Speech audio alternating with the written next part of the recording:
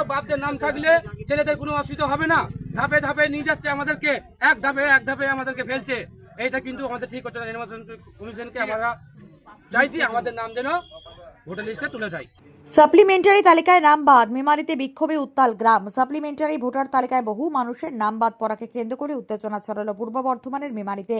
অভিযোগ, নির্বাচন কমিশনের প্রকাশিত অসম্পূর্ণ তালিকায় মন্তেশ্বর বিধানসভার অন্তর্গত বড় পলাশন 2 নম্বর অঞ্চলের বারোয়ারি গ্রামে একাধিক বৈধ ভোটারের নাম বাদ পড়েছে।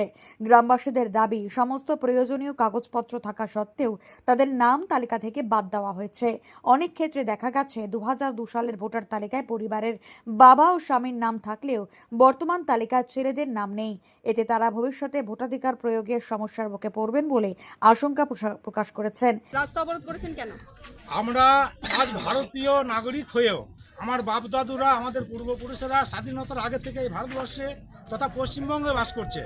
আমরা এই বাড়ারি গ্রামের বাসিন্দা, আমরা বৈধ, আমাদের ছেলেদেরকে অবৈধ বানানো হয়েছে নির্বাচন কমিশনের খামখেয়ালি কোনার কারণে এবং কোনো এক রাজনৈতিক নেতাদের ষড়যন্ত্রে, দলের ষড়যন্ত্রে আজ আমরা পথে দাঁড়িয়েছি।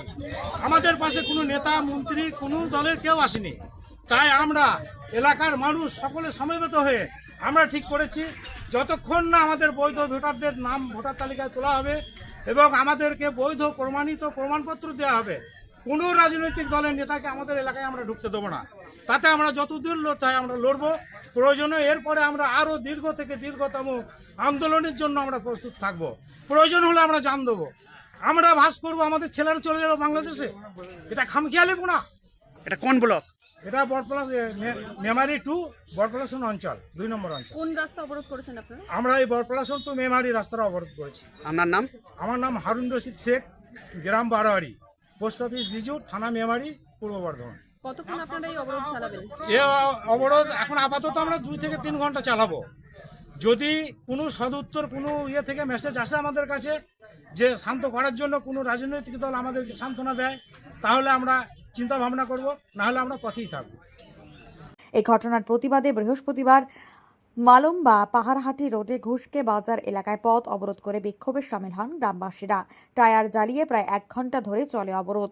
বিক্ষোভকারীরা জাতীয় পতাকা হাতে নিয়ে রাস্তায় বসে পড়েন এবং জোরদার প্রতিবাদ জানান। পরিস্থিতি নিয়ন্ত্রণে ঘটনাস্থলে পৌঁছায় মেমারি থানার সাতগাছিয়া ফাঁড়ির পুলিশ। বিক্ষোভকারীদের সঙ্গে আলোচনার পর অবরোধ তুলে নেওয়া হয়। বিক্ষোভকারীদের স্পষ্ট দাবি, যাদের নাম বৈধভাবে ভোটার তালিকায় থাকার কথা তাদের নাম অবিলম্বে পুনরায় সংযোজন করতে হবে। অন্যথায় গ্রামে কোনো রাজনৈতিক দলের প্রচার করতে দেওয়া হবে না এবং প্রয়োজনে ভোট বয়কটের পথেও হাঁটার হুঁশিয়ারি দেন তিনি, অর্থাৎ তারা। এই ঘটনায় এলাকায় চাঞ্চল্য ছড়িয়েছে। গ্রামবাসীরা নির্বাচন কমিশনের কাছে আবেদন জানিয়েছেন বিষয়টি সহানুভূতির সঙ্গে বিবেচনা করে দ্রুত প্রয়োজনীয় পদক্ষেপ নেওয়া হোক। মৃত্যুঞ্জয় যোশীর রিপোর্ট, মেমারি আপডেট নিউজ।